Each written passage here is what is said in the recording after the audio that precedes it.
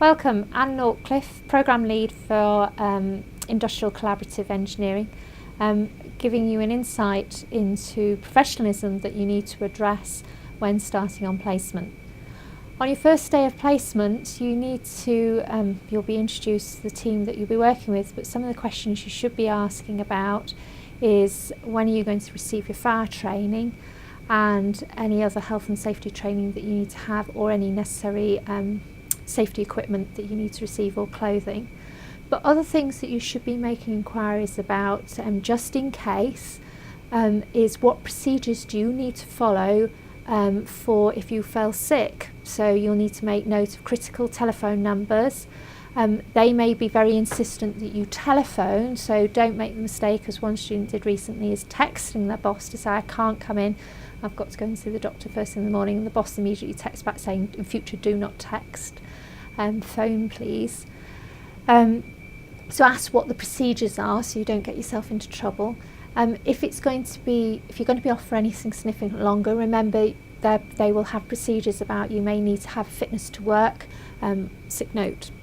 So find out what the procedures are so it's not a surprise if something happened and we haven't got the situation of you going off sick and then you're absent and the employer then starts phoning us and trying to find out where are you. If you have a significant illness, not only can you please inform the employer, but can you inform us as well, because we have a duty of care and to help and look after you and support you appropriately during your time on placement. So that's one of the things you should find out first day. The other thing is you will have, you've got holiday, you've got the opportunity to go away, not during, you can go away during term time. So find out what are holiday booking procedures. Some firms insist that you've got to give plenty of advance notice. For us at Hallam, we have to click onto the staff intranet and fill in a holiday booking form, which then goes to our line manager to approve our holiday. Some employers don't mind you giving short notice, so just find out what are the procedures that you need to be aware of in adhering it.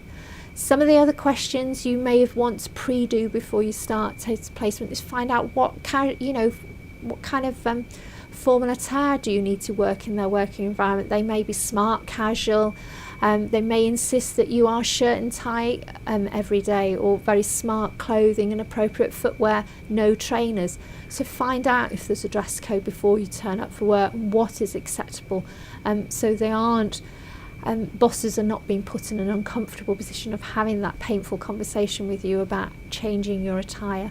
And remember that you're unfortunately in a junior position, so it is really important that actually you shine and adhere to many of these rules and regulations to start with, because you're an unknown entity and they need to know that you can be trusted. So some of these basic functionality traits that you show will make a big difference to them and building that trust with you, just as punctuality in the morning.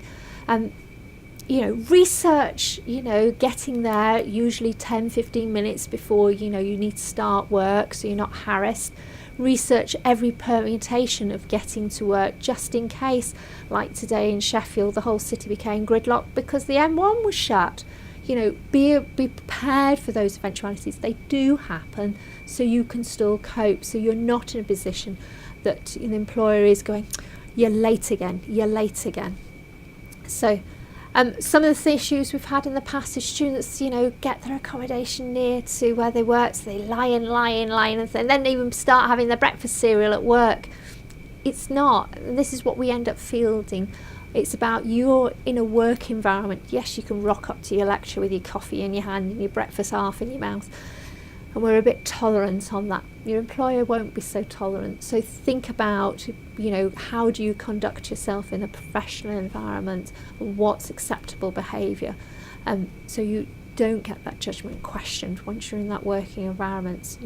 Think about what you're wearing, think about what your job entails. If you're in IT support, it might mean scrambling under desks, sorting out wiring. Are your trousers going to stay on you as you scramble around? Or if you're a lady with your décollages, it's going to become very exposed. Think about it. You're putting other people in difficult situations and making them feel probably uncomfortable. So think about yourself and what you're doing could impact on others.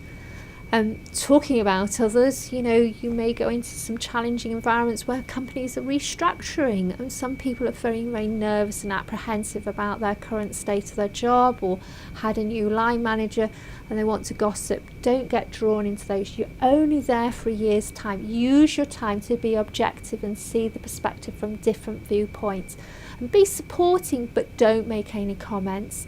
Don't get yourself drawn into a condition where you could be cited as the bully, undermining the authority of somebody. So think about what your work you're involved in and how you're supporting those people you're working with. In addition, you may get the opportunity to travel out and about on public transport during the working day and be expected to work. You can be provided with mobile phones, tablets, etc. But be consciously aware, if you're working on anything very confidential, think about how you're working and how you're doing that. It's the same with your social media. Some companies will, IBM encourage you to work on Facebook as part of the business. Other firms, their business is business critical, and information coming outside of the company could actually damage their reputation. So no social media. So do double check what the rules are when it comes to social media. Just as having your phone at work. Are you allowed to have your phone at work, or has it got to be switched off during the day, in your bag and out the way, and only switched on again at the end of the day? Respect those. People are running these businesses at the end of the day. They're trying to make a buck, which is paying you. And so respect what's going on in that working environment and work with it. And I say, if you're out and about on public transport, be aware of people around you and what information they could be seeing that you could be damaging the business. But it may be you're out and about, and part of your work is you're going to have to do your emails in that area. They may encourage you to use your own personal phone to pick up emails, but ask them then what is the rules and regulations about using the mobile technology in conjunction with their software. They will have limitations as well, and security and safety risks. Talk to their IT manager. Be aware, so you don't get yourself into trouble that you're adhering to the policy, or even suggesting what might be better practice within the business.